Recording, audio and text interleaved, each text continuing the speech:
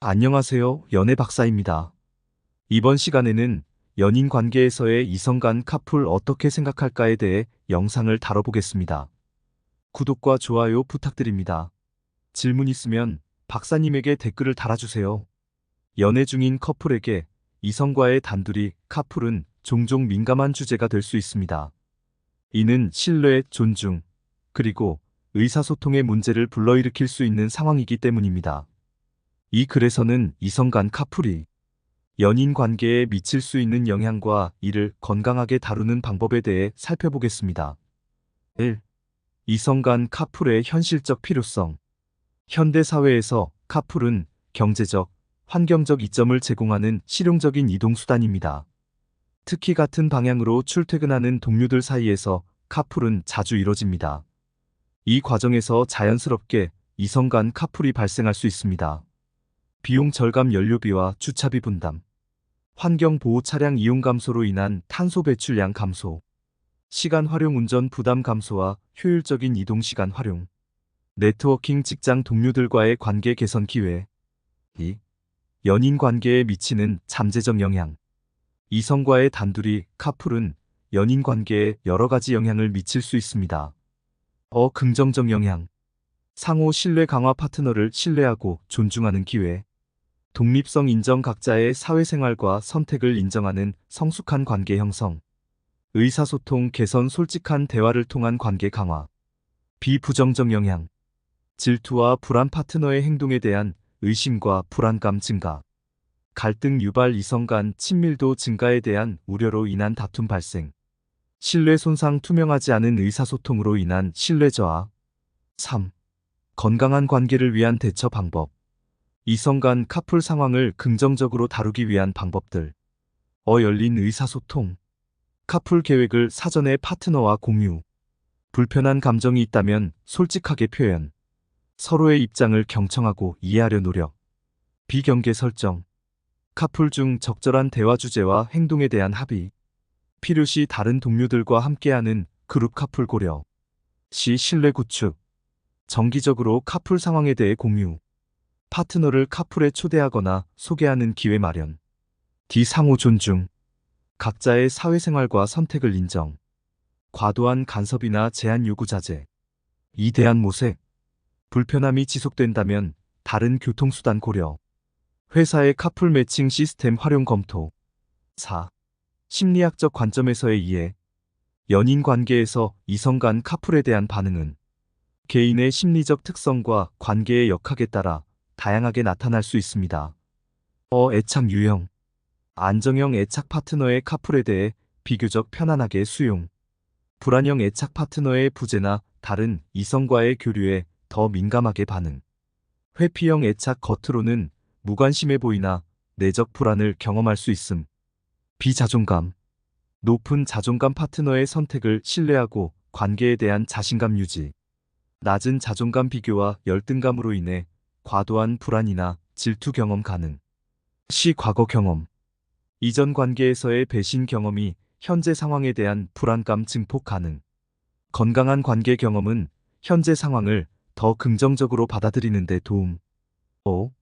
문화적 맥락의 고려. 이성 간 카풀에 대한 인식은 문화적 배경에 따라 다를 수 있습니다. 개인주의 vs 집단주의 문화. 개인주의 문화, 개인의 선택과 독립성을 더 존중하는 경향. 집단주의 문화, 관계와 집단의 규범을 더 중시하는 경향. 비성 역할에 대한 인식. 보수적인 문화, 이성 간 단둘의 상황을 더 민감하게 받아들일 수 있음. 진보적인 문화, 성별에 관계없이 전문적 관계를 자연스럽게 인식. 직장 문화. 수평적 조직 문화, 동료 간 카풀을 더 자연스럽게 받아들임. 수직적 조직 문화, 직급이나 성별에 따른 구분이 카풀 인식의 영향. 6. 법적, 윤리적 고려사항. 이성 간 카풀은 때로 법적, 윤리적 문제와 연관될 수 있습니다. 직장 내 규정. 일부 기업은 이성 간 단둘이 있는 상황에 대한 가이드라인 제시. 성희롱 예방을 위한 교육과 정책 수립의 중요성. 비개인정보 보호. 카풀 과정에서 획득한 개인정보, 주소, 일정 등의 적절한 관리. 책임 소재. 사고 발생 시 책임 소재와 보험 적용 범위에 대한 사전 이해 필요. 7. 디지털 시대의 카풀과 연인 관계. 현대 기술은 카풀 문화와 연인 관계에 새로운 차원을 더했습니다. 카풀 앱의 영향. 전문 카풀 매칭 서비스로 인한 낯선 이성과의 카풀 기회 증가. 실시간 위치 공유 기능으로 투명성 확보 가능.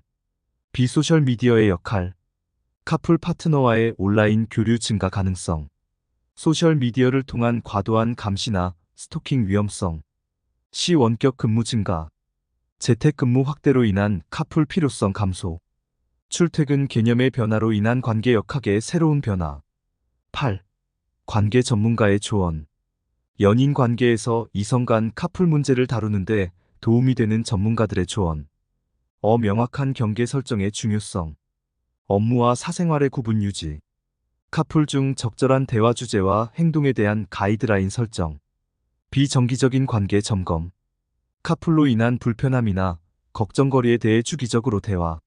서로의 감정과 니즈를 재확인하는 기회로 활용. 시작이 성찰의 필요성. 과도한 질투나 불안의 근원이 자신의 내적 문제는 아닌지 탐색. 필요시 개인 상담이나 커플 세러피 고려. 상호 존중과 신뢰의 중요성 강조. 파트너의 선택을 존중하고 신뢰하는 태도 육성. 과도한 통제나 제한이 오히려 관계를 해칠 수 있음을 인식. 정리하며 이성과의 단둘이 카풀은 현대 사회에서 흔히 발생할 수 있는 상황이지만 연인 관계에 있어 민감한 문제가 될 수 있습니다. 이를 건강하게 다루기 위해서는 열린 의사소통, 상호 신뢰와 존중, 그리고 명확한 경계 설정이 필요합니다. 각 커플의 상황과 가치관에 따라 적절한 해결책을 찾아가는 과정이 중요하며 이는 오히려 관계를 더욱 성숙시키고 강화하는 기회가 될 수 있습니다. 궁극적으로 이성 간 카풀 문제는 단순히 교통수단의 선택을 넘어 연인 간의 신뢰, 존중, 그리고 의사소통 능력을 시험하는 하나의 과제라고 볼 수 있습니다. 이를 통해 서로에 대한 이해를 깊게 하고 더 강한 유대감을 형성할 수 있다면 그것이야말로 진정한 의미의 동행이 아닐까요? 이상 마치겠습니다. 연애박사였습니다. 모두 건승하시고 구독, 좋아요 부탁드립니다.